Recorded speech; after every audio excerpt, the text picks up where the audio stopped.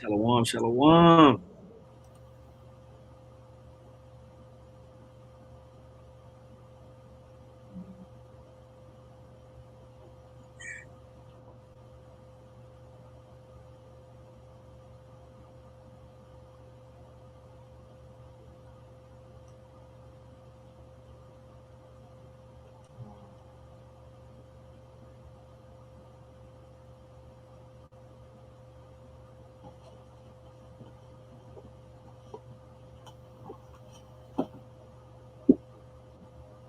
Right, man.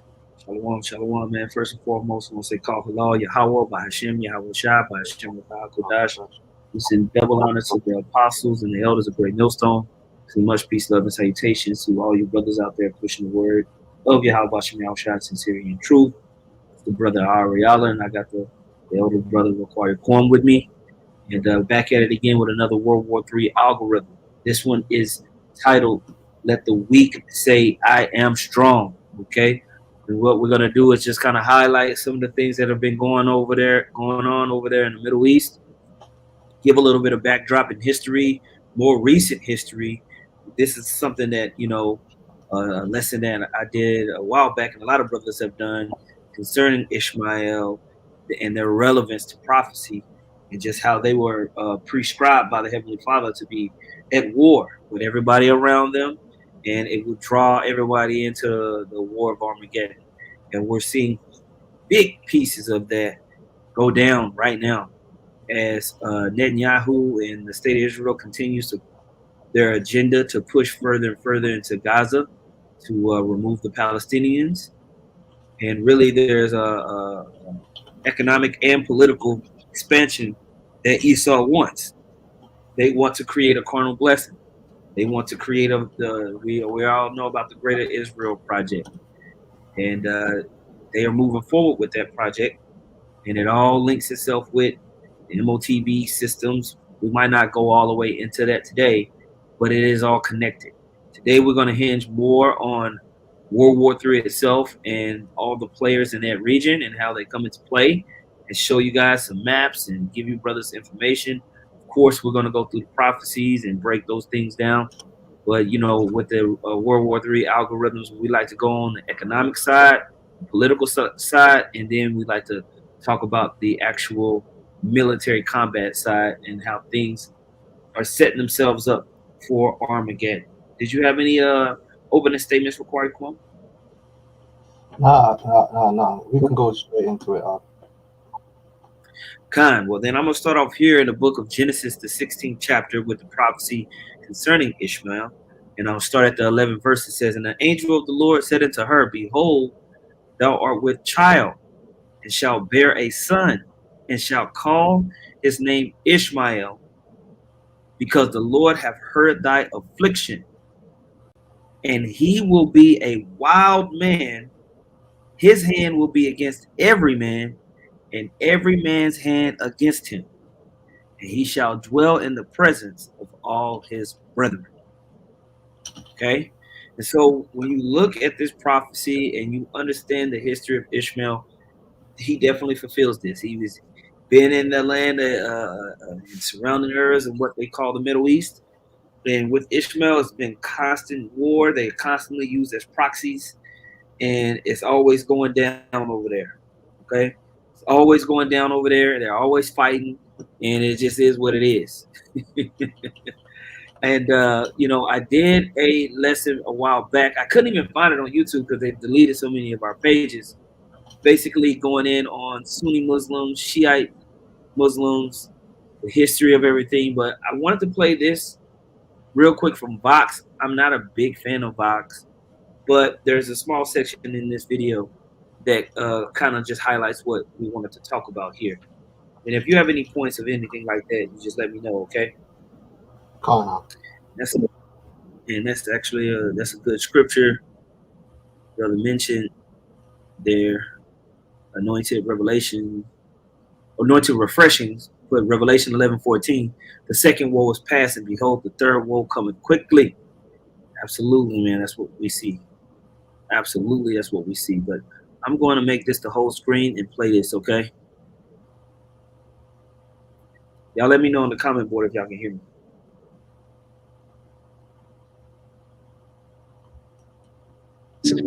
He advocated for a government that was popular, Islamic, and led by the clergy.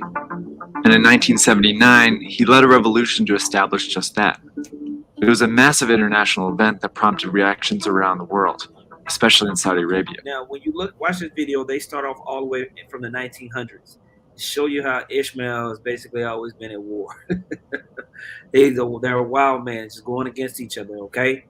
Right now, they're highlighting the Iranian Revolution, but that leads into what we starting to see closer up to today, the dynamics of everything.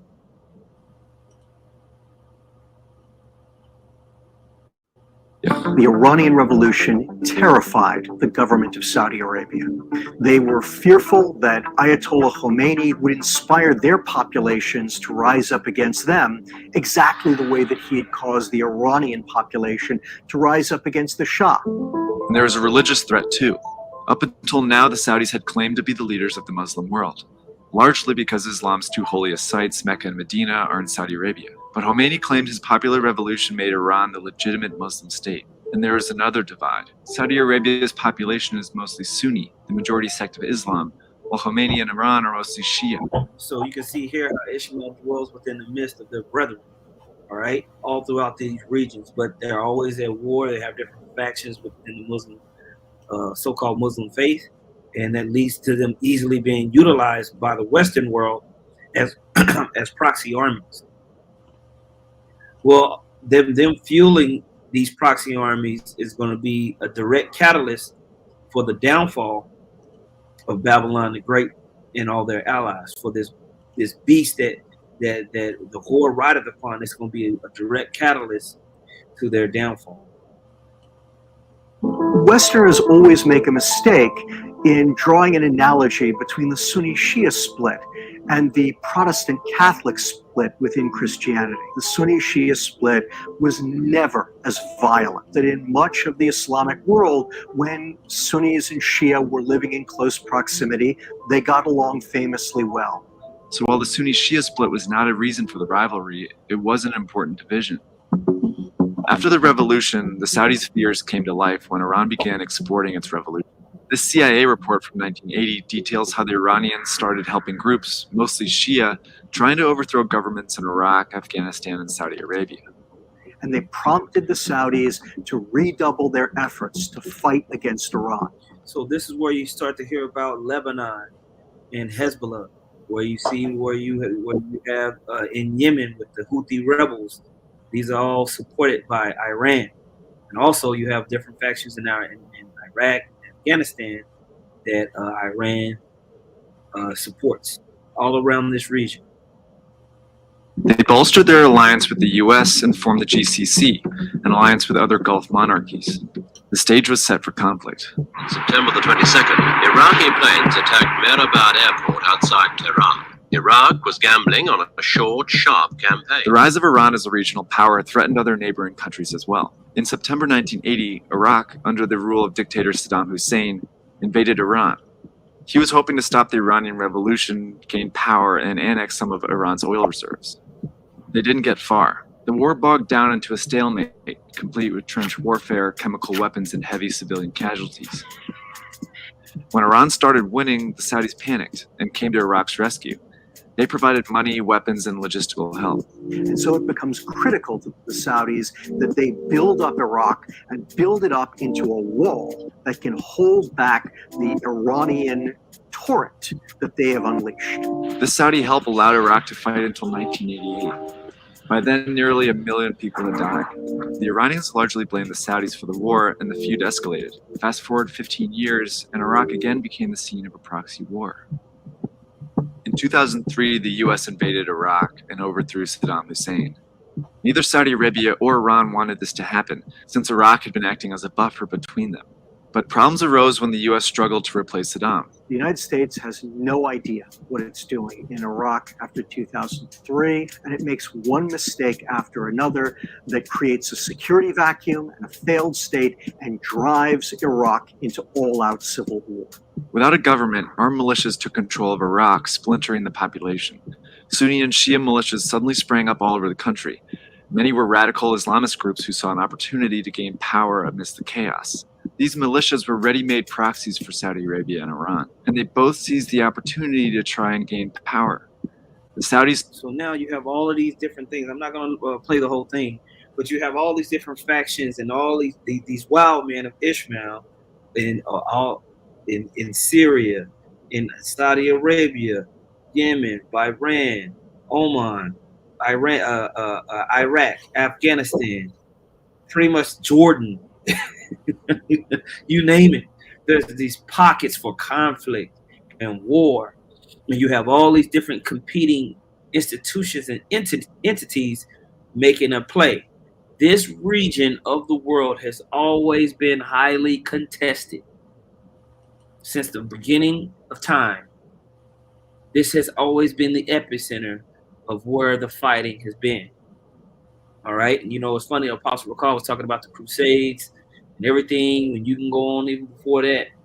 Always this was the epicenter. And Ishmael, fulfilling prophecy, was always there, combating, fighting, and basically having all these problems. Did you have any points on anything?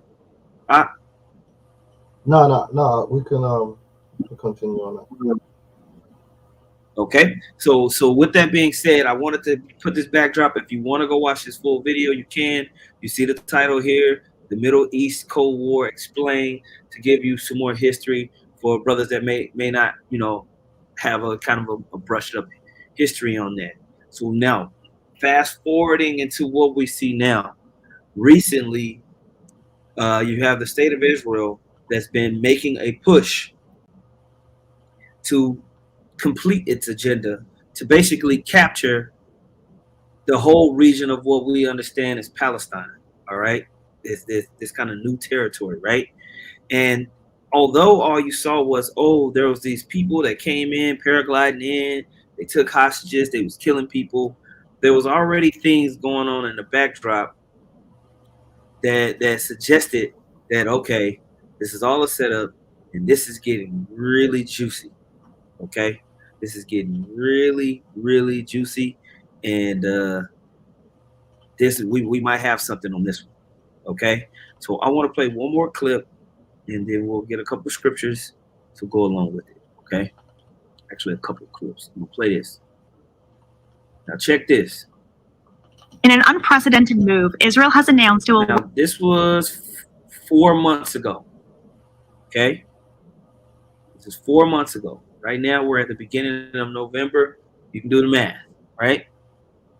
Work alongside Egypt and the Palestinian Authority to develop the Gaza Marine Gas Field, a gas reserve off the coast of the Hamas-run Gaza enclave. So there's a Hamas-run gas enclave, all right, in Gaza. All right, there's a Hamas-run gas enclave, meaning a lot of gas in Gaza, that Netanyahu just happens to agree with this deal that Hamas, the Palestinians, are going to make with Egypt. Interesting. The gas field, which sits just about 30 kilometers off the Gazan coast, is estimated to just about 30 kilometers off the Gazan coast. Where's the conflict right now? You guessed it. hold more than 1 trillion cubic feet of natural gas. Discovered over 20 years ago, the gas has remained untouched due to the ongoing conflict between Israel and the Palestinian enclave. But now, with the West looking for alternative energy sources after distancing itself from Russia following the invasion of Ukraine, all parties involved. Right? So now the West is trying to look for alternative energy sources outside of Russia, Mother Russia. And recently, Putin just announced that I believe the state of Israel is an enemy to me. I wonder why. So we're putting together the economic and political issues that lead into war, right? It's an algorithm. Are willing to make new strides. In a statement earlier this morning, the Israeli Prime Minister's office citing economic reasons for the move. In the framework of the existing efforts between the State of Israel, Egypt, and the Palestinian Authority, with emphasis on Palestinian economic development and maintaining security stability in the region, it has been decided to develop the Gaza marine gas field off the coast of Gaza.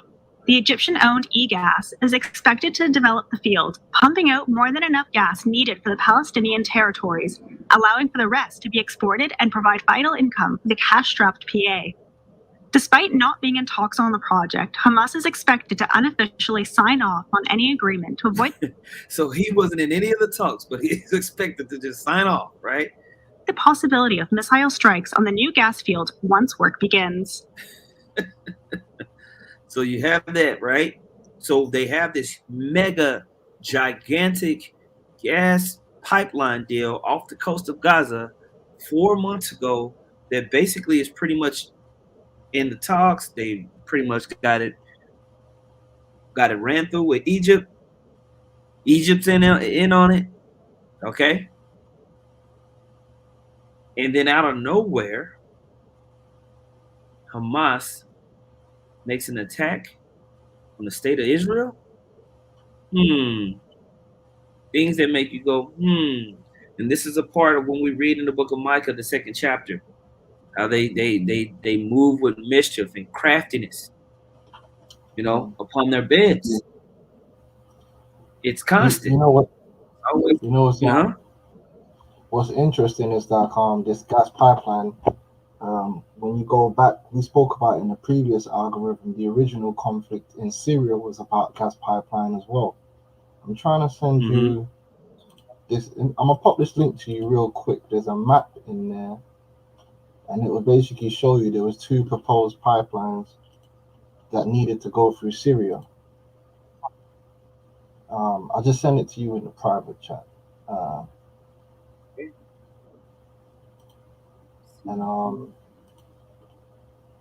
One of the pipelines was from Qatar through to Turkey and then into Europe, and that was a deal set up by the United States.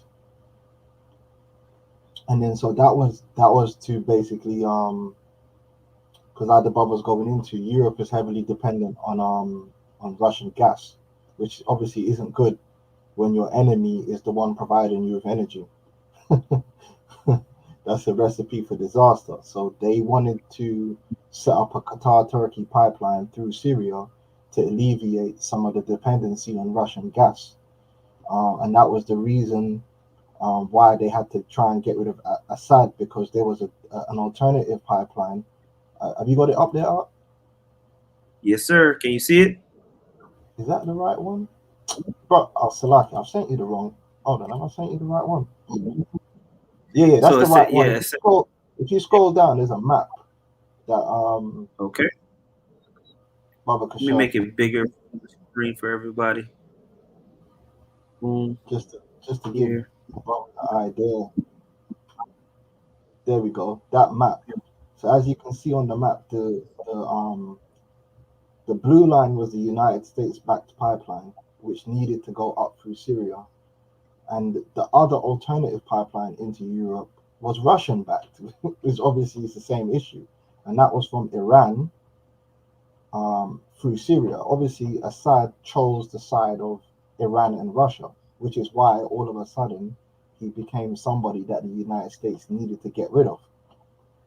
And subsequently, they failed at that. Yep. Right. So then there was another option, which this Gazan gas can be another option to provide gas to Europe. Yep. And obviously, that's like Israel, right here. Yeah, Israel would be an ally in producing that. But where it fits, Hamas controls that region. So good. You can't write a better script. Okay. And the Lord set all this up from the very beginning, because this region is just so filled with oil and the fuel that people need for commerce, man. From the very beginning, the scriptures speak about that tar. That tar is what they were using to build the Tower of Babel. It was always there. just loads of it. The oil, But yeah, yeah. so the gas pipeline is strategically important. You know, and they're God. going to make a lot of money. You know, Netanyahu is going to be making crazy money because he's a It's criminal. gonna be an insane amount of money, right? They're going to be So making money Habakkuk off. 2. It's lucky. Go on now. No, my bad. I was just gonna read the scripture. Good scripture. There's a Come. car put Habakkuk 2:5. He put yea also because he transgresseth by wine. He is a proud man, neither keepeth at home, who enlargeth his desire as hell, and is as death, Yeah, and so cannot be satisfied. But gather.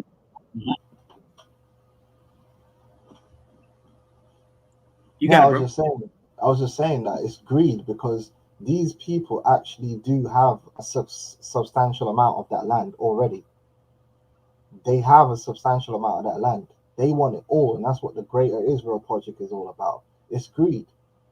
They're not satisfied. They've already had like most of the land there. They've taken it for themselves, but they want it all.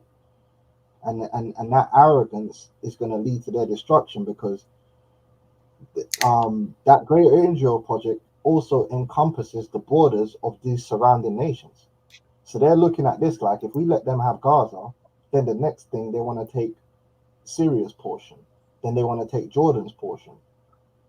Mm-hmm. You know, which they will. Straight up. They're not going to stop with Gaza. You know, that's they're greedy, man, and that's the spirit of Esau. Because when you go to the Native American Indians, they took the East, didn't they? Which is a large portion of land.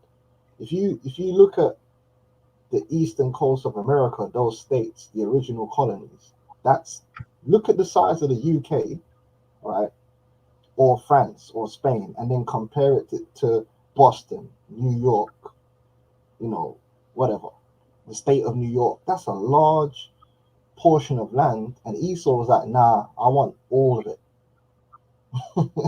And they just eventually just took the whole of America because they got that greedy, covetous spirit. Their desire is as hell. They can't be satisfied. They wanted it all, so they ended up over to the other side in LA. Yep. You know? Crazy.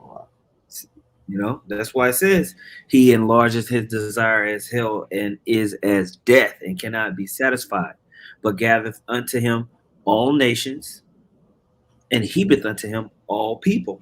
And you see that same spirit happening here in the conflict that we see in Gaza, where basically Netanyahu has committed himself to completely eradicate the Palestinians. He even quoted or made mention of Joshua getting the directive to completely eliminate the Amalekites. So they're likening themselves to Joshua and the Israelites eradicating the Amalekites out of the land, which is ridiculously ironic and hilarious. Which they're more like Andrew Jackson. 100%. 100%. It looks like Andrew Jackson. Andrew Jackson will probably say the same as Netanyahu with the genocide that Andrew Jackson perpetrated against the natives. You know, here in Micah 2:1, the brother Yanagas put, "Woe to him that devise iniquity. They plan it, they devise iniquity, and they work evil upon their beds. When the morning is light, they practice it because it is in the power of their hand. And they covet fields." I mean, they look at what you got and they want it. "And take them by violence." We already know what that means. "And houses and take them away, so they oppress a man and his house, even a man and his heritage." But we're not seeing that. We're not seeing that. And so what's happened? Yeah, something you was about to say out? No, I was just agreeing with you, yeah. Yeah. And so what's happened is instead of utilizing the terminology, the Greater Israel Project, which comes off very, very Zionist and racist, they've switched it to the New Middle East Project. Okay, so now they want to call it the New Middle East Project. And recently, literally just a little bit over a month ago, you had Netanyahu had a speech in front of the UN General Assembly in New York. All right, where he holds up something called the New Middle East. Mind you, this is just before Hamas attacks the state of Israel, conveniently, to spark the expansion of this new Middle East. Now look at the look at the green, the new Middle East. Okay, we'll play this. Okay, to show a great blessing, the blessing of a new Middle East. Israeli Prime To show a great blessing, the blessing of a new Middle East. Israeli Prime Minister Benjamin Netanyahu on Friday, while addressing the 78th session of the United Nations General Assembly in New York City, held up a map of the new Middle East without Palestine, thereby triggering yet another controversy. The new Middle East illustration showed the West Bank and Gaza within the boundaries of Israel. He displayed two maps during his speech. One depicted Israel's geography in 1948, accentuating its seclusion in the Middle East without the Allies. The second illustration included countries that have peace agreements with Israel, which included Egypt, Sudan, UAE, Saudi Arabia, Bahrain, and Jordan. In his speech, he underlined the significance of bolstering ties with Arab countries, with a special emphasis on Saudi Arabia. After his address, he took to social media platform X and wrote, "The greatest achievement in my life is to fight for you, the Israeli people, and for our country. Shabbat Shalom." Netanyahu used the map to show a new era of peace in the Middle East that would include Palestine. However, his staunch critics say that the illustration conveyed the opposite of what was intended. The Israeli Prime Minister was widely denounced on social media for holding up the specific illustration. The Palestinian authorities. and every time he gets ready, he starts holding up those ugly illustrations. He goes to bombing people. Have you noticed? Yeah, it could have been a little bigger than that still. That's like A4 size. Like, what's up with this dude, man? Yeah. They ain't got projector. Like, use a projector, man. You know, like. No projectors, nothing, man.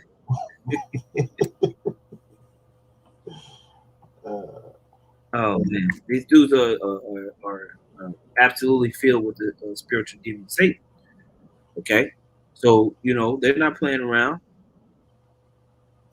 They're not playing around. You know they ready to move forward. All right, and so basically he has this whole picture of the new Middle East, and it's meant to exclude Palestinians. It's going to take the lands, but it's going to exclude the people. That's really what he wants. Okay, and so now we start to put together the pieces of the mindset of them moving into these territories and being completely demonically set on war. Okay. But this time, what's happened is that the Most High has moved the earth to be prepared for this, and they've put themselves in a trick bag. We started off talking about the proxy armies and how Ishmael has always been at war, so they're prepared for conflict. And not only are they prepared for conflict spiritually, because of all the geopolitical ties that have been around that region for traffic, for merchandise, for energy, and all those type of profits, they've done nothing but the Ishmaelites and the people in the Middle East have done nothing but continuously prepare for war for the last 40, 50 years, basically. They've been in a state of constant war and upgrading themselves to be ready for war. Okay. Did you have anything you wanted to go in on real quick, Hot? Yeah, I mean, them guys were still on the horses in World War II, I think. Mm-hmm. Like, you know, the military expansion that they've had in the last 50 years is crazy. You know, it's a massive arms race in the Middle East. You know, Saudi Arabia, Qatar. These dudes have modern armies now. Iran. You know, it's not no joke thing. Okay. So what we want to do now is what we want to do is show you the implications of a regional war in this area and It's going to make the prophecies jump off the page once you understand the capabilities of these nations surrounding the land of Israel today. It's going to make the prophecies make a lot more sense once you get a picturesque view of what we're dealing with. Okay? That's a good scripture. I'm actually going to read that real quick. If somebody wants to put Joel chapter 3, verse 9 on the comment board, that'd be good. Joel 3, 9 through 12. I'm pretty sure somebody was already about to get it. But I want to read this one scripture and then we'll open up this video. We're going to play a lot of this video. It's so good. We might end up playing most of this video. All right, so the brother GMS we got next put Isaiah 59:7. Their feet run to evil and they make haste to shed innocent blood. Their thoughts are thoughts of iniquity. Wasting and destruction are in their paths. Okay, the way of peace they know not, and there is no judgment in their goings. They just randomly kill. They have made them crooked paths. Whosoever goeth therein shall not know peace. And have we not seen that? Is that not the legacy? Okay, of the Edomites during their rulership? We see this. Now you see the brother GMS Hawaii. He's posting Joel 3, 9 through 12, the Water Ak, and it highlights what's been happening here for the last 50 years. And we're going to use this video to talk about it. Did you have another point out? No, we can run with that. All right, let's roll. Death is a cup from which every living thing must drink. Following the deadly Hamas attack in October, Israeli forces have pushed south and up to 300,000 reservists have been called up. The Israeli military has now set its sights on the Gaza Strip. However, ominous signs are growing on its northern border with Lebanon. Hezbollah has vowed to stand by Hamas and has threatened to open a second and third front. All right, so pay attention here. Right now, the major conflict is down here in the west. You see Gaza. We talked about there being massive energy deposits right here in this area that they want to utilize to take pipes and go up through here up into Europe. Okay, so right now there's this front right here. When they talk about these northern armies, here is Hezbollah. Okay, dealing with that. Okay, and Hezbollah is very capable of mashing some stuff up, and you're gonna see that. And anytime you want to cut in required quorum, you just let me know.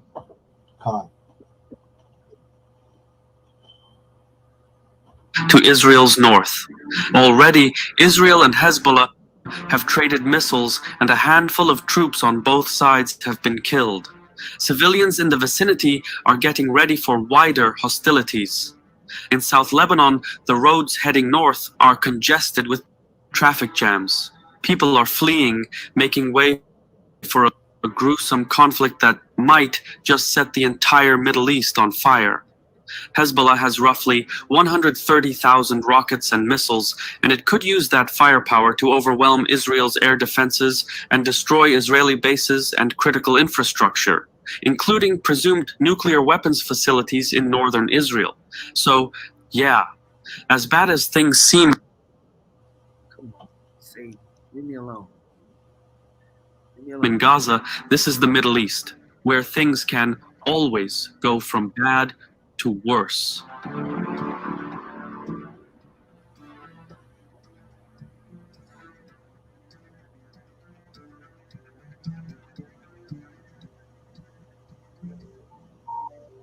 The Israeli strikes on Gaza, Syria, and the West Bank are being widely covered in the media, with more than 200 sources reporting on the threat of these strikes igniting other fronts. These reports are being shared on social media around the world, leading to yet another type of conflict, an information war.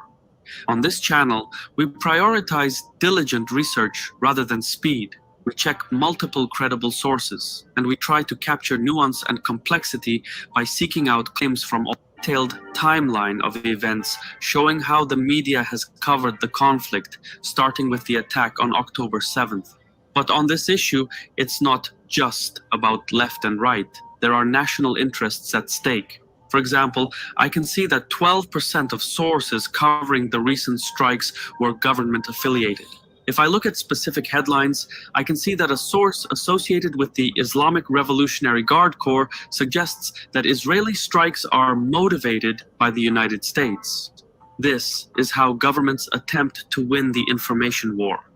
A Ground News unlimited access membership is about $5 a month if you use my link, because if you accept any one narrative 10 meters wide and 10 meters deep. Can I say something about the what we're seeing is the West, they're losing the battle for the minds of the world. You know, the majority of people in the world can know exactly what's going on. You know, the propaganda that they're pushing on CNN doesn't touch most of the world. You know, they're losing. Like the eyes of the world is really against them. You know, the so-called global South. Like nobody believes them.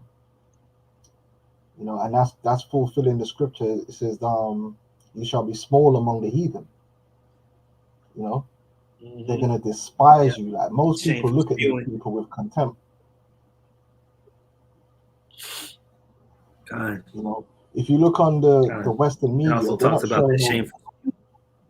Yeah, the shameful spewing. The social media just filled with like people bringing out the information, showing the dead babies. It's extremely damaging. Like so, like if you actually clock it, how many images coming out of, and that's how you know it's a false flag. How many images do you see actually came out of that event that happened on October 7th? Like the same 2 videos. Now, if you compare that to the amount of videos in Gaza of babies decapitated and dead mothers and whole families dead, it's like the whole world is just consuming this media. Like, you know, so that is playing a role. Like the minds of the people are being properly propagandized by Russia and them against the West. You know, God, and it's just that's why that evil thought is gonna be put in the mind of these leaders. Just push the goddamn button, you know. Because everybody, the skirt is being lifted up, like the brothers are posting on the comment boards, you know. We're seeing it. Okay. Yeah, people are clipping every time they come out and say something. They're clipping it, posting it up on social media. Like they're looking terrible. Every time these Israeli ambassadors talk, they're looking terrible, man. You know? Facts. And you got all these influencers from around the world on TikTok. Like, if you really look at it, the amount of media that is against them is more than what the CNN can produce and the few agents that they got, you know, running around like Vocab Malone. Like, no one didn't care what that guy got to say. You know? Right. Can't. Let's continue. Damn hypocrite vocab. All right. Dam guidance, which allows them to be guided toward relocatable targets from both bombers and fighter jets. Upon impact, the bombs can penetrate up to 38 centimeters of metal and up to 3 meters of concrete. The amount of bombs in the video is enough to level Gaza City. As if pounding neighborhoods in Gaza is not enough, the Israeli military is also setting the stage to launch a full-scale ground invasion into the northern half of the Gaza Strip. Now, they've already done this, right? You were talking about this before we got on the camera about how they are going into the evacuation zones and everything like that, right? And we're going to see more of this. And it's going to lay waste to Palestinians. They're going to be massacred. And there's no hope. This is where things could go horribly wrong. Hamas is believed to have around 40,000 fully trained soldiers, and since it's battling on its own turf, it will have the defenders' advantage. The Gaza Strip is riddled with underground tunnels, ambush sites, and concealed outposts equipped with ATGMs to destroy incoming Israeli tanks and vehicles. Gaza is also considered one of the most densely packed urban areas in the world. So house-to-house fighting in Gaza could get real ugly real fast. Yeah, so I don't play those video games, but when you urban warfare and when they do these, basically they take combat simulations and make them into video games. A lot of these areas in main city Syria, main city Gaza, they utilize these places, and brothers that play those games can put it in there. But look at this picture and imagine being a soldier having to go house to house, how easily you can be ambushed, how hard it will be to go into that densely populated area and fight. Because really, Israel just wants to bomb the hell out of it, but they want that land. They don't want to just decimate the land because they want to take it over. So they have to do a mix of it so they can have something to come and deal with,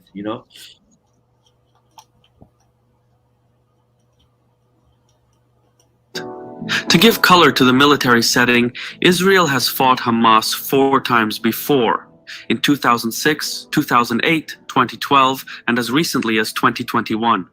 Each conflict, however, ended indecisively. Hamas took a beating, but it retained complete control over Gaza. All the same, the Israelis say this time will be different, and it certainly looks that way. Up to 300,000 reservists have been called up, and government officials have vowed to destroy Hamas once and for all. Israel is now in the offing to deploy its military on a scale not seen before. However, as grim as these developments are, Hamas is not the main player. Plenty of vultures are circling the area, looking for easy pickings and new opportunities. About 200 kilometers to the north is Lebanon, which hosts Hezbollah. Backed by Iran in funding, planning, and expertise, Hezbollah is one of the world's deadliest non-state actors, certainly the most heavily armed one. Since the 1990s, it has grown from a band of ragtag. And so this is where we read about in Joel, the 3rd chapter, in the 9th verse, proclaim ye this among the heathens, prepare war, wake up the mighty men, let the men of war draw near, let them come up, beat your plowshares into swords and your pruning hooks into spears. Let the weak say, I am strong. And that's a process, right? That's a process. And you start to see some of that process of how Iranians and Russians have been feeding, and the United States have been feeding weapons, computer, all types of capabilities into these areas, okay?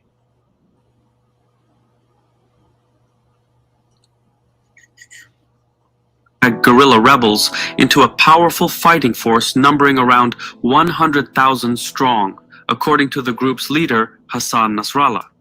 Having fought in Syria, Iraq, and Yemen, Hezbollah is battle-hardened, and that counts for something. Its troops are trained like an army and equipped like a state.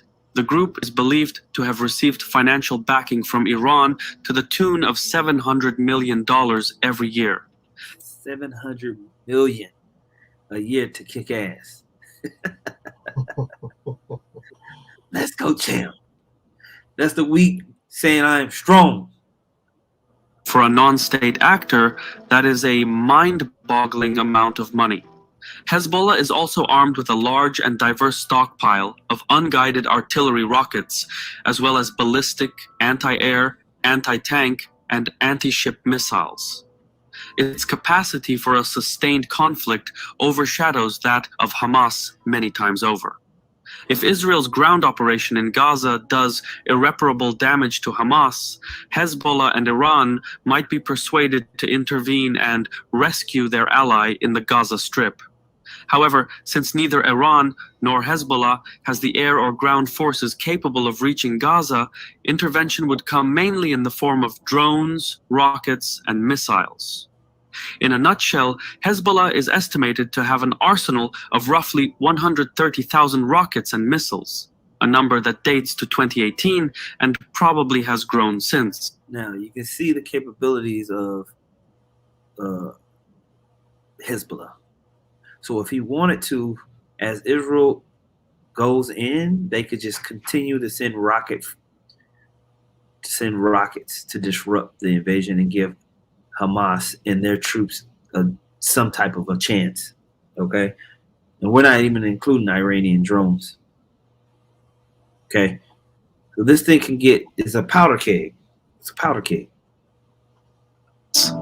Either way, that is more firepower than some of the member states of NATO.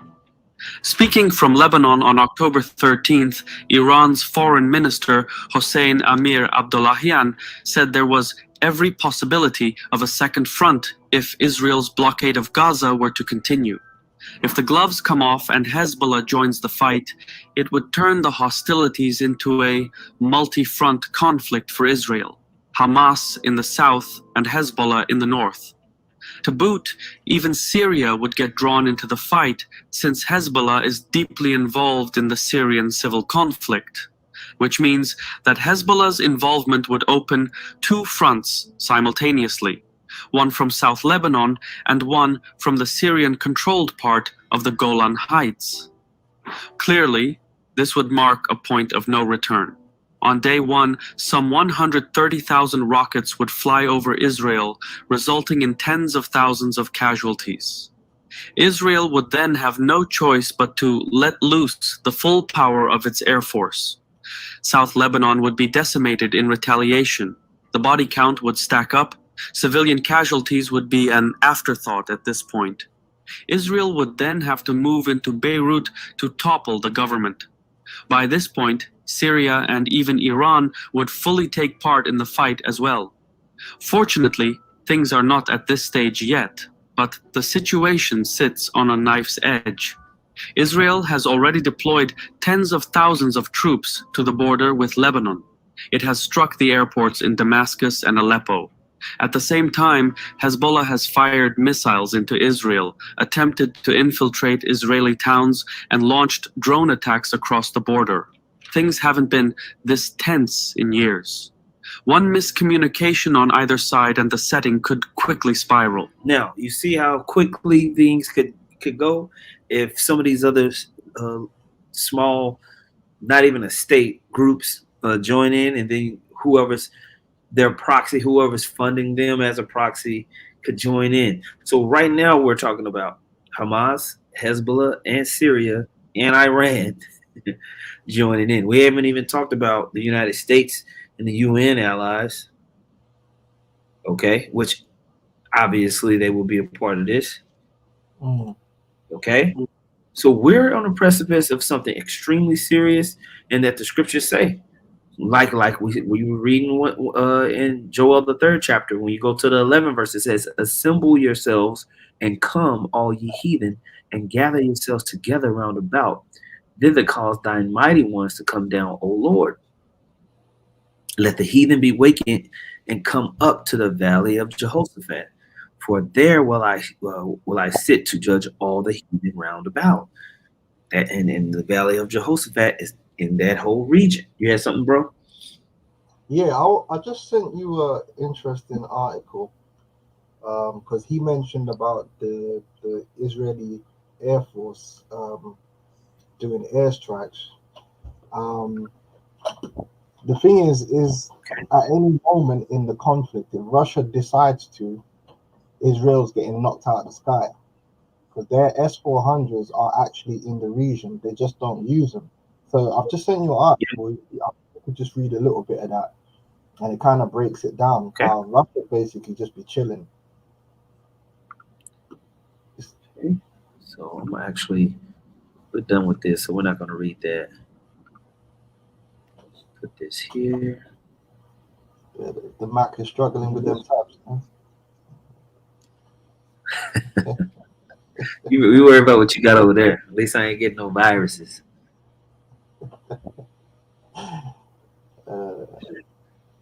Worry about them attacks. So what's it called? Scud's net or something? All right. So this is in the Arab, the Arab Weekly. It says, when Israel bombs Syria, Russia turns a blind eye. Oh, yeah, this might be ending soon. Huh.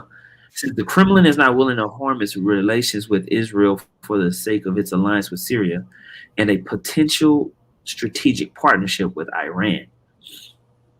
Okay. Russia has deployed its most advanced S-400 air defense system to Syria, but the sophisticated weapon does not seem to work against Israeli jets.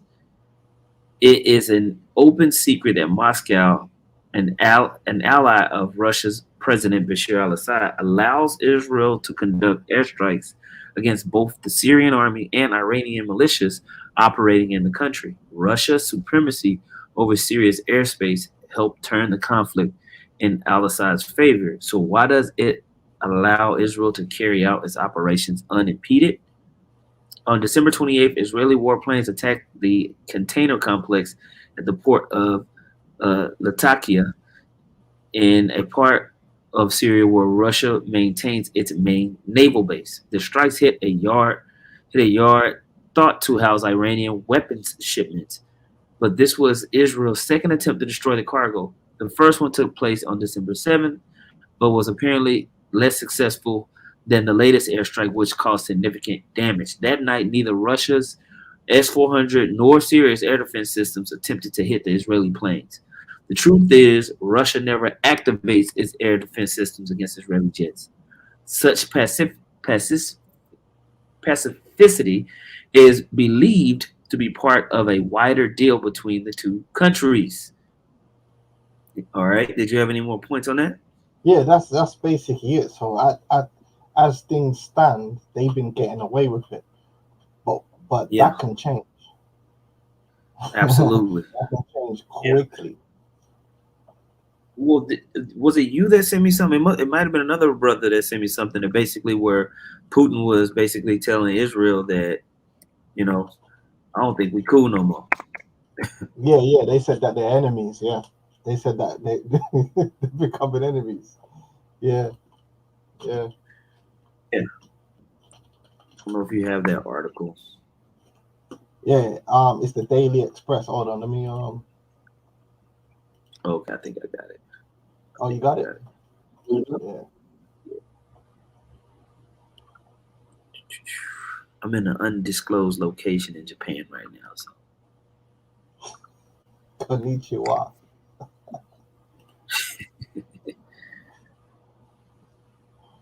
All right. So this is the express.co.uk, Daily Express. Vladimir Putin turns on Netanyahu as he sees Israel as Russia's new enemy. See that? What is this? So, we were just reading that earlier why he wasn't turning on the systems. And now, 1 month in, he said, look, don't make me pimp slap you with my strong hand. He says Vladimir Putin will now see Israel as an enemy as he moves closer to Iran and sides with Hamas in the Middle East. Hamas has called Russia its closest friend as the terror group vows to release 8 Russian hostages kidnapped during its October 7th attack on Israel. Putin appears to be breaking from its previous line of neutrality over Israel and Palestine. This week, he called on Israel to cancel its ground invasion into Gaza. So you see how all this is playing out. Energy wars, political ties being broken. All these type of things are playing out and is leading to a wider ranging conflict in this region. Okay? Did you have anything else, bro?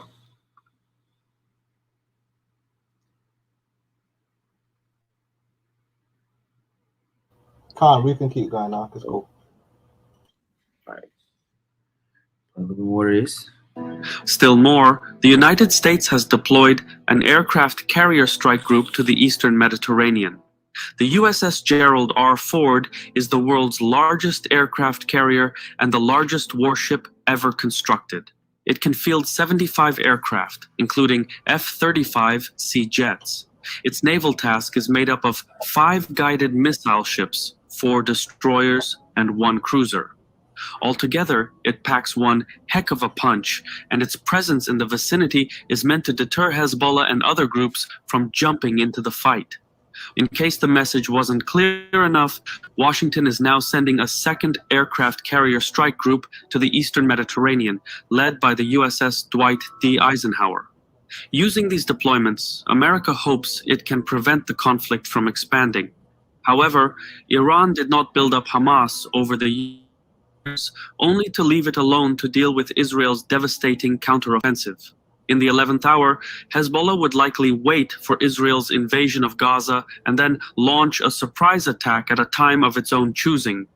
Back in 2006, when hostilities erupted in the Gaza Strip and Israel launched a ground operation, Hezbollah launched an attack of its own, 2 weeks after the Israeli assault. To everyone's surprise, Hezbollah mounted sophisticated swarming attacks against the Israelis. It also put its rockets and missiles to work, firing almost 4,000 projectiles at Israel over a month. Today, Hezbollah's military capacity... Now check this out now. And that talked about what they were able to do back in 2006. Fast forward to 2023. Let's take a look at Hezbollah now. ...is believed to have grown tenfold since the last military encounter 17 years ago. Moreover, while in 2006, Hezbollah's stockpile... What'd you say, Ak? I was just saying that's crazy, man. They turned up. They went to that hyperbolic time chamber, bro.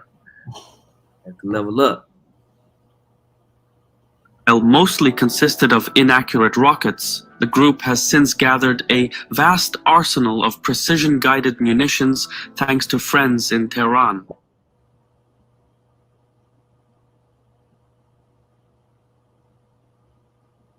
And the bulk of these weapons are placed in concealed sites among the orange and banana plantations that are spread across southern Lebanon. So, to neutralize Hezbollah's threat of rockets and missiles, the Israelis would need to deploy into Lebanon and occupy the area. However, doing so would be tricky, even with the air superiority brought about by the Americans. Lebanon has mountainous terrain perfect for ambushes and attrition warfare. What's more, Hezbollah has long-range anti-ship missiles that could target the US aircraft carrier strike group in the vicinity. Whether these attacks could actually succeed is another story, but the point is that Hezbollah did not have such capabilities in the last war. It would therefore be a mistake to measure Hezbollah by its 2006 settings. Times have changed, and the group has gotten more robust and more capable. The Hezbollah of today will not necessarily confine itself to a defensive strategy. It could flip the script and take on a proactive battle plan. By use of range, terrain, experience, and sheer number, Hezbollah could launch a decoy swarm attack using inaccurate rockets and then follow through using its precision-guided missiles to strike at Israeli bases and critical infrastructure, including the 3 alleged nuclear assembly facilities in northern Israel. Yeah, blowing up nuclear facilities. Yeah, and that's right in the areas where they put a lot of you Negroes who wanted to go back in that land. They they set your ass down by a lot of these highly volatile, dangerous sites.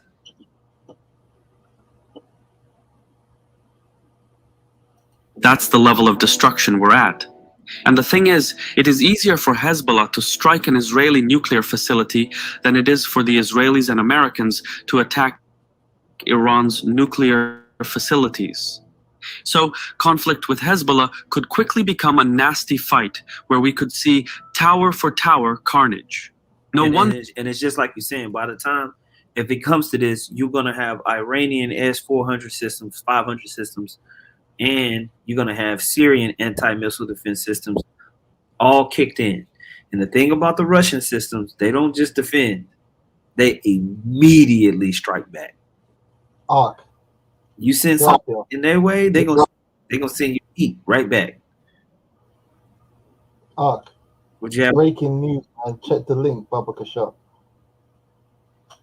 Breaking news right here, live and direct. All right. What I like. Exactly what we were just talking about. Boom. Yeah, I got it. Pull this up real quick. Boom.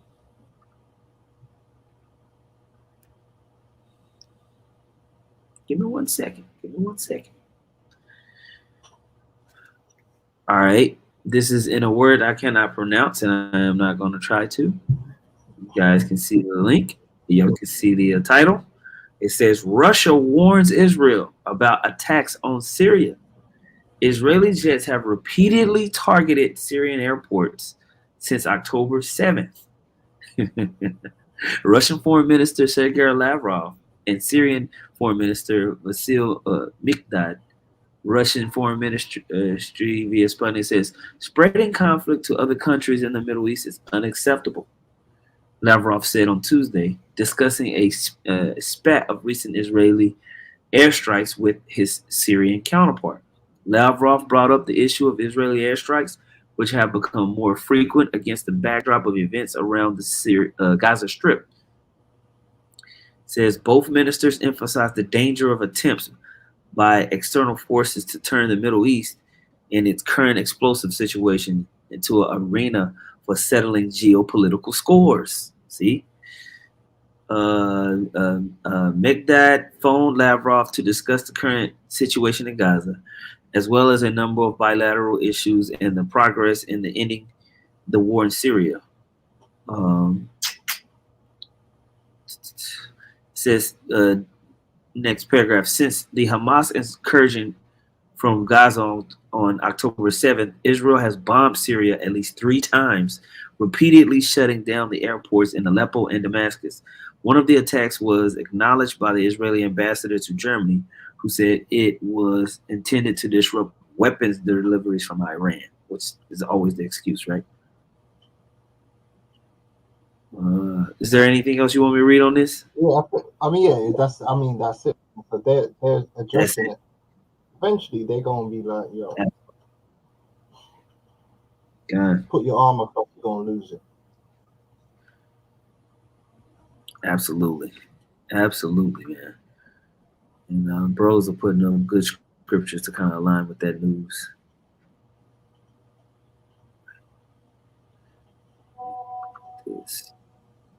Ezekiel 38:8, after many days thou shalt be visited, in the latter years thou shalt come into the land that is brought back from the sword and is gathered out of many people against the mountains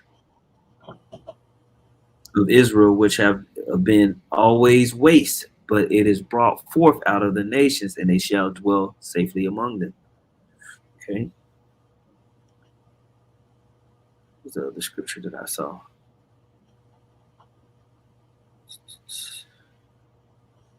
I'll get back to it in a minute. Come back to those comments here in a minute. Let me finish this up.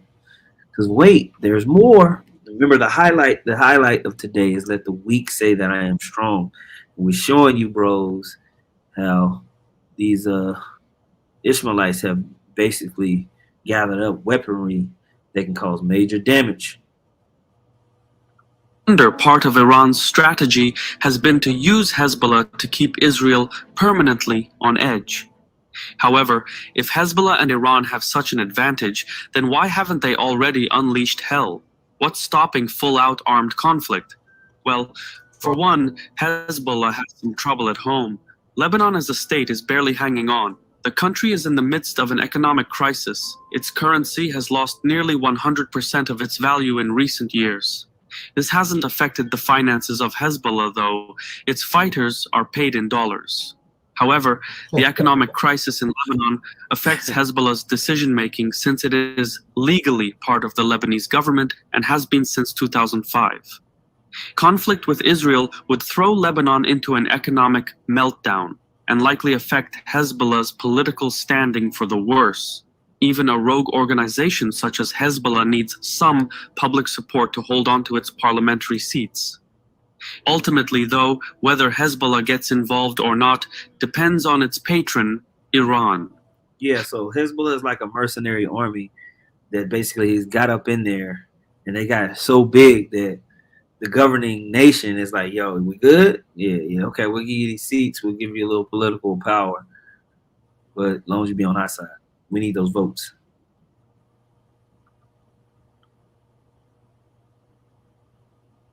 Since taking over the presidency in 2021, Ibrahim Raisi has taken an increasingly hard line in foreign policy. His cabinet is filled with former generals, people who know only the hammer as a tool and see everything as a nail. All right, so you see how politically things have switched for Iran. Now they're getting more and more militant. Iran has since taken a belligerent stance against Afghanistan, Turkey, Azerbaijan, the United Arab Emirates, and yes, Israel. However, Raisi's political turn to the right has certain restrictions. Employing Hezbollah's vast rocket and missile arsenal would mean exhausting it as leverage for years to come. At present, one of the most compelling strategic reasons dissuading Israel or the United States from launching an assault on Iran's nuclear facilities is the firepower of Hezbollah. Employing that firepower in the current Gaza conflict would mean depleting it as a means of deterrence, thereby neutralizing its role as a deterrent. All right, so basically saying, hey, we set Hezbollah up. We got them all these rockets and this firepower, but they got that one shot. They can't just be having these, skirmishes, use up all their firepower, and then they be stuck out there.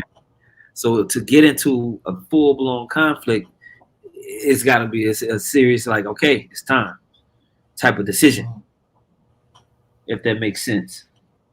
Okay. So if we're at the point to where they got the finger on the trigger, we know, oh, okay, this is very serious, because they know they got one shot, and they're gonna go all in. Ain't gonna be no in between. They're going for the gusto. Okay, that's a good scripture on the comment board. 2 Ezra 15:29, where the nations of the dragons of Arabia shall come out with many chariots, and the multitude of them shall be carried away as the wind upon the earth, that all they which bear them may fear. And I guess he's posting the rest. I might just go pull it up myself. May fear and terrible. Let me see. Pull that up.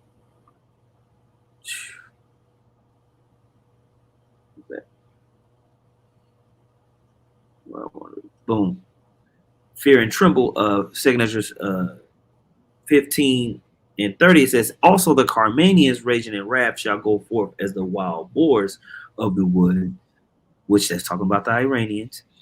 And with great power shall they come and join battle with them, and shall waste a portion of the land of the Syrians. Okay. So we're seeing all of these different spots and places in and around this area be utilized as a place for war. You got American warships right here in the Mediterranean Sea. You got the Iranians, okay? You got Syria up in here. You got Lebanon, okay, and Syria, okay. So we talked about what's going on over there in Gaza. Egypt can jump up in here. You got all of Saudi Arabia implicated. Okay, scriptures talk about this. Okay, when you read here in Joel, the second chapter, in the 20th verse, it says, "But I will remove far off from you the northern army, and will drive him into a land of barren and desolate." All right, so you're gonna have the horde that rideth upon the beast, Babylon the Great, is gonna be all up in the mix amongst all these heathen round about coming to war, with his face towards the east sea and his hinder part toward the utmost sea, and his stink shall come up. Okay, so when you look at this, you have the Euphrates River and the Red Sea, the East Sea and the utmost sea, and in all this region, you're going to have stink coming up because of war, because of flame and fire and destruction and mayhem. The war of Armageddon. All right, that's why the stink is going to come up. Then ill savor shall come up, because he have done great things. There's going to be great battles all up in there. All right, and those battles are going to cause the stink to come up. That's why these nations are getting these ornaments to prepare. All right, did you have something required, Quan? Yeah, I was saying not to mention as well. Someone I've tried to get some kind of confirmation, but someone did say that there's 50, what was it, 50 warships from 11 different nations in the Mediterranean and the Red Sea right now. And I know I did hear that Yeah, I think I heard that too. China's got 6. Yeah, China's got 6 warships down there now as well. Amid these tensions, so there's definitely a ramping up. You know, something's gonna happen. We know it's prophecy, but right, it's gonna have to happen when the Lord wants it to happen. You know, that's pursuant to Revelation, the 7th chapter. You know, them angels are holding back that destroying wind, man, until because like the elders breaking down, there ain't gonna be no in between. Once it's green light, it's gonna be a madness. There's never been this amount of destructive power on the earth before. It's crazy. Con. Yeah, it's a powder keg ready to blow. Yeah, right. Ready to blow. I'm gonna play the rest of this portion of this, okay? Can't.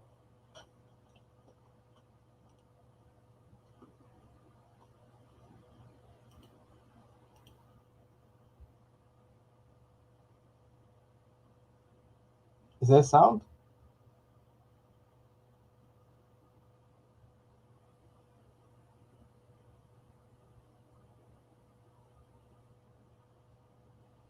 Was it muted?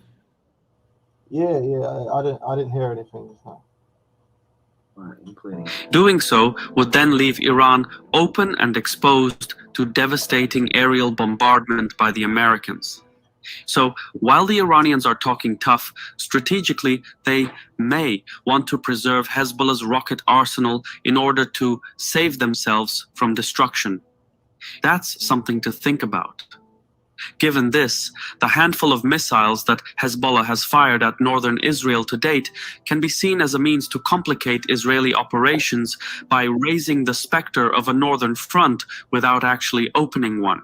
There we go. Conflict in Gaza could still trigger a regional war, but Hezbollah and Iranian officials know that Israel can hammer them even if wounded or distracted. Israel has Hamas in the crosshairs, and it is not open to negotiation. Iran and Hezbollah can either steer clear of the line of fire or join the battle. Tehran has built up Hamas into the danger it is, but Hezbollah is the one rocking the stage and stealing the show. As a proxy, it is too important to lose. Iran cannot afford it. If push comes to shove, it is usually better to give up a pawn if it means protecting a rook. I've been your host. Boom. So I felt like this video gave a great analysis of the potential threats that are happening with this conflict that's happening over there in land of Gaza right now. And I think it just reminds people of how quickly something can escalate. You know, this thing can truly escalate extremely quickly. Now, the Brother Required Quorum sent me this, and this is one of our favorite websites. It's called Global Firepower. And this right here is just doing an assessment of the Middle East strength. Okay, when you take a look at things, okay, when you take a look at things, you see that Turkey is number 1. Then you got Egypt. Then number 3 is Iran. Okay, then you have the state of Israel is number 4. Saudi Arabia right underneath that. Iraq, United Arab Emirates, Syria, Qatar, and Yemen. All these nations like Yemen, Syria, Iraq, Saudi Arabia, all these nations could jump in this thing quick. Okay. Now we saw the firepower of Hezbollah in Lebanon, and they're number 15 in the list. They low on the list compared to what we're looking at as the main guys. So the amount of devastation that could happen, it's just out of this world. It's out of this world. Now, I saw a brother posted this. Is actually something I was going to get to as well. It says Yemen's Houthis say they launched ballistic missile drones at Israel. I want to make sure that when we want to talk about Yemen's Houthi rebels, That is not the Yemen government, but it is a proxy army set up by Iran in Yemen. Okay, and they have been receiving armaments as well from Iran. So now, whether they have the PR guy that's just going to come and make some random announcement is, you know, is a part of the propaganda. You know, so, you know, we don't know. But with everything that's going on, war does seem to be on the horizon. Okay, do you have anything out? No. Yeah, I mean, I think that covers a lot of the things that that I wanted to bring up. Did you have any other thoughts or anything that you want to go to in addition? Let me just see if there was any other links that we had here.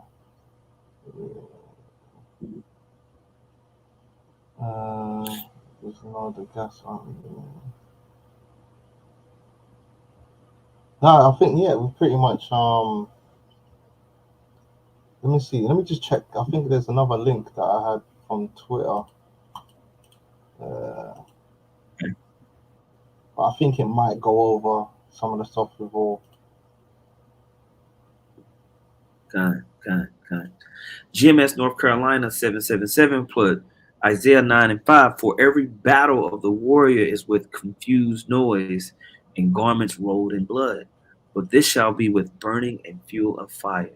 So yeah, so this battle that we see is going to be nothing but just missile fire and flame consuming people. It's not going to be a lot of this one-on-one combat type of stuff. You ain't going to see that. You're just going to see asses getting handed to them by missiles. So heaps of people dead. Okay. We These can get scriptures. Slacker. Yeah, I got you. You want me to pull something up? Yeah, you know the two Twitter ones. We could pull that out because they're short clips, and we could finish off on them. Okay. In the private chat, this should be short. There's one below it. It says, "Why haven't the Israelis already invaded?" Oh yeah. I remember you. Why haven't the Israelis always invaded? Let me see. Already, yeah. There's two of them, and Scott Ritter kind of breaks it down, you know. Okay. Okay. We can finish up on that. Yeah, it's pulling up real slow. For some reason. It's that Mac. Yes.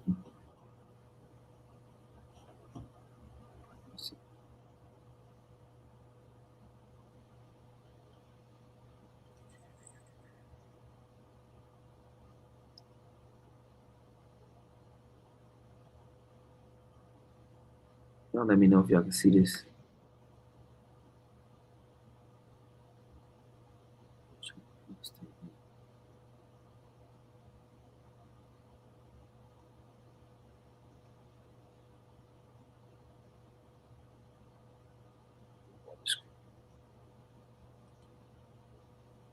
There we go.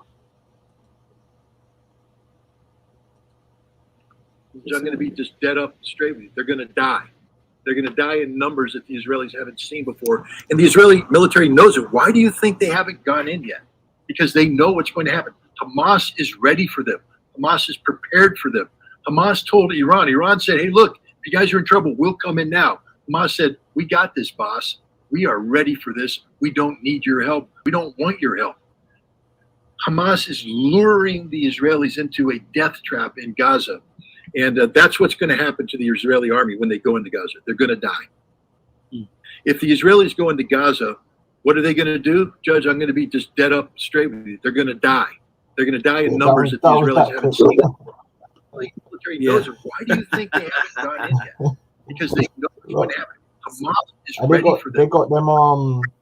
They got them reservists. Them reservists ain't no soldiers, man. They're just like people working in Starbucks, and you know.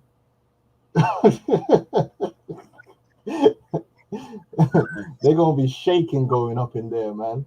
You know what I mean? And there was another clip. It's about a 5-minute clip, and that's it. Get this sucker to pull up.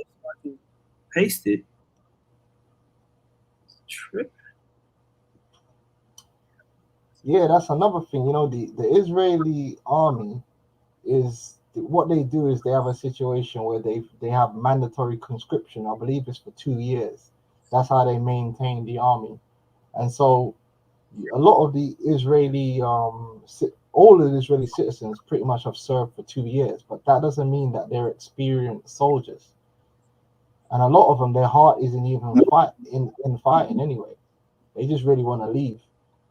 It's different, you know, when you're going in there and the people you're going in there against really hate you, and they're used to hardship, they're used to war, they're used to death, and you've just basically come out of Starbucks and they put a gun in your hand. It's not going to be pretty. And people really think in the West that they're going to be doing that because they play video games. It's just insanity. Nah, it's different. It's different. The thing is, when you're in that ambush situation, you have to be extremely brave because the bullet could be coming from 48 anywhere, hours. and you're just hearing noise. So, yeah. Let me turn this up and play this, okay? Can't finish up on this one. The Israelis right now are scared to death. Scared to death. They mobilized 360,000 reservists. Let's just put this in perspective. The vast majority of these people did their 2.5 years military service. The Israeli army is not very good.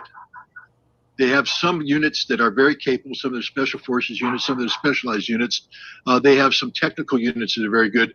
But the mainstay, the infantry units, the armor units, they're not very good. And they become even less good by being pulled back from conventional combat duties to policing duties in the West Bank. So most of these reservists spent their time walking the streets in the West Bank, learning how to break the arms of 10-year-old children, how to rough up 15-year-old girls, and how to belly shoot 60-year-old men. That's what they did. Brutal occupation. It was horribly demoralizing for many of these people. They didn't like doing this. And when they left the military, they didn't have a high regard for the military. So now they're back. But this time they're being called upon to do something that nobody in Israel wants to do. Go into Gaza. Why? Because in 2014 they went into Gaza and Hamas handed it to them. In 2006 they went up against Hezbollah and Hezbollah handed it to them. The Israeli army just isn't that good, and they're scared to death because Hamas is waiting for them. This is one giant ambush, and the Israeli intelligence is blind. They don't know where they are. They're going to have to go in there and probe, and as they probe, they're going to be blown up, ambushed, slaughtered, and they know this. The other thing that scares them is once they go into Gaza, they're going to be committed to that battle with the bulk of their reserves. And if at that time Hezbollah decides to open up a northern front, Israel's got nothing left. And even if they had something left, they can't beat Hezbollah. They can't beat Hezbollah. They know it. They've exercised it. Last year, Chariots of Fire. This year, Firm Hand. Those are the names of two major exercises where Israel tested its ability to fight a conflict against the Palestinians and Hamas in the West Bank and Hezbollah up north, and they can't do it. They don't have the resources to do it. Now you throw in Iran, and they're definitely screwed. So America is stepping in saying, hey, we're going to flex our muscle in an effort to deter Hezbollah and Iran from striking. It's not working. 2 aircraft carrier battle groups and an amphibious ready group of 2,000 Marines does not a war win. And we don't have anything behind that. We got nothing. And so if they come, so I think what's going to happen is that Biden is going to try and talk some common sense into Netanyahu and let him know the hard reality that, we flexed our muscles here, but if Hezbollah comes across the border, we'll bomb them, but we can't stop them. It's up to you. And if you can't stop them, you're screwed. And so you might want to think about coming up with a different solution than the one you're picking right now of a full-faced invasion. Right? There's a lot of things go behind the scenes. The Israelis aren't as good as everybody thinks they are. They're very scared. Netanyahu is very weak. Remember how weak he was moving into this before the Hamas invasion. He was getting ready to collapse because of what he was doing with the judiciary and the reform, the rewriting of basic law. Hundreds of thousands of Israelis were in the streets. Yeah, we talked about that on the previous algorithm. So if you watch that, you know what he's talking about. Just Netanyahu was already in a bad spot, and this is kind of like a desperation move on his part, it seems, you know, to claim power and to get glory with the people, I guess. But Most High's putting them in a trick bag, and the scriptures talk about pride coming before a fall, and how this place is the centerpiece.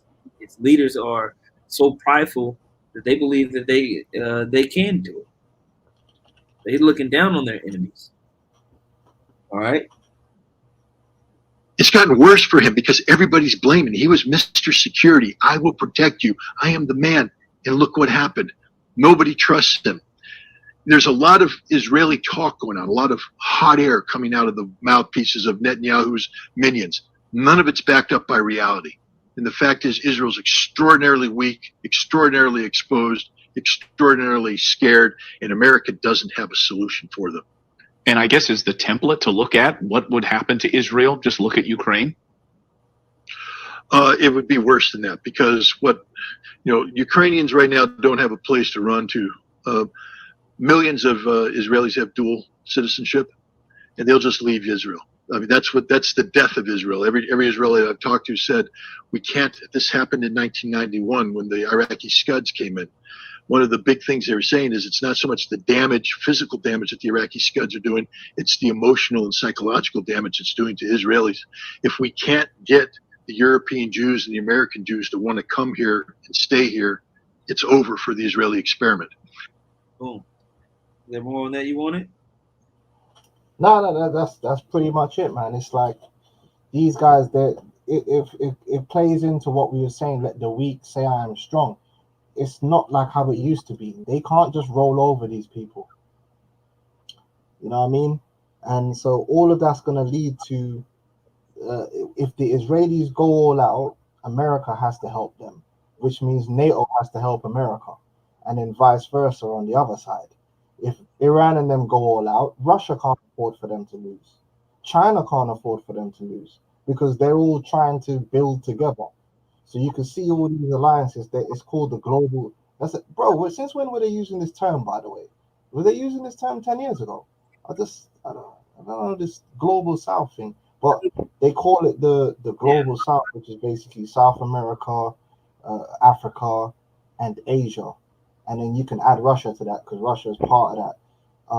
The BRICS nations, the global South are trying to build together, but they need all the team members. So they can't afford for anyone to really fall by the wayside. And so that's how this thing that's going to start off in the Middle East is going to escalate to something which is a global war.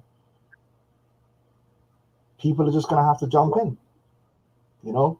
That's right. And then, that's second nature 15, second nature 16.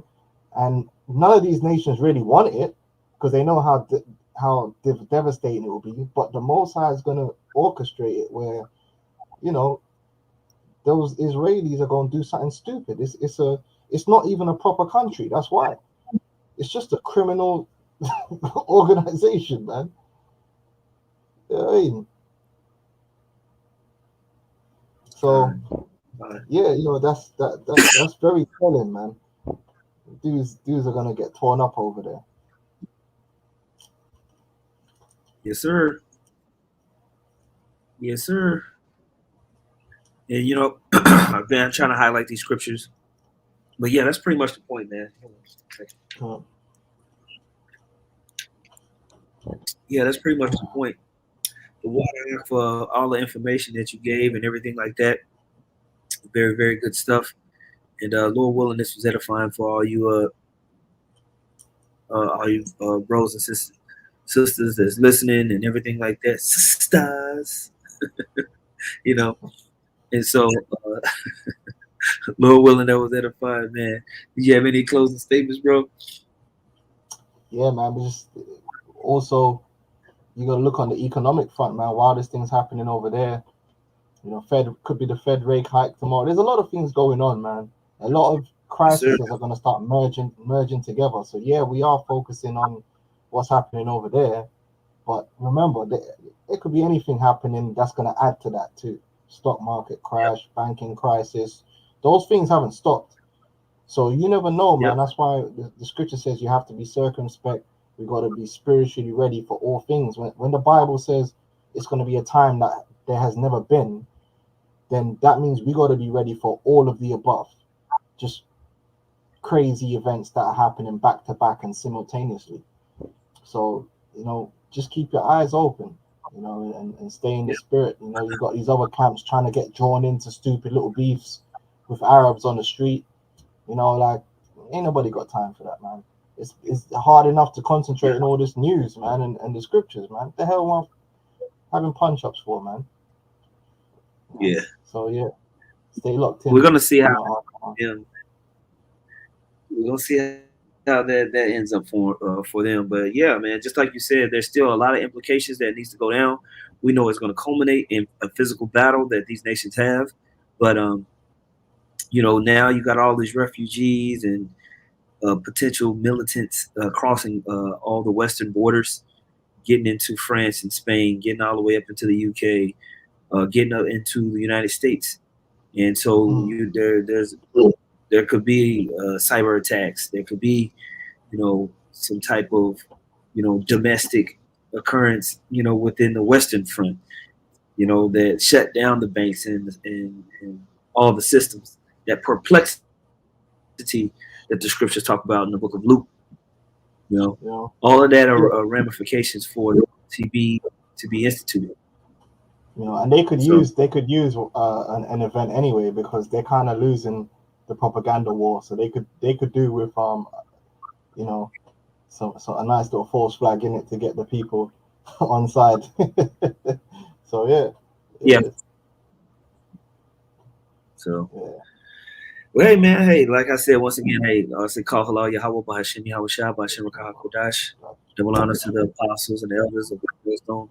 Much peace, love, and salutations to y'all came out there pushing the word and sincerely and truth. Shalom. Shalom.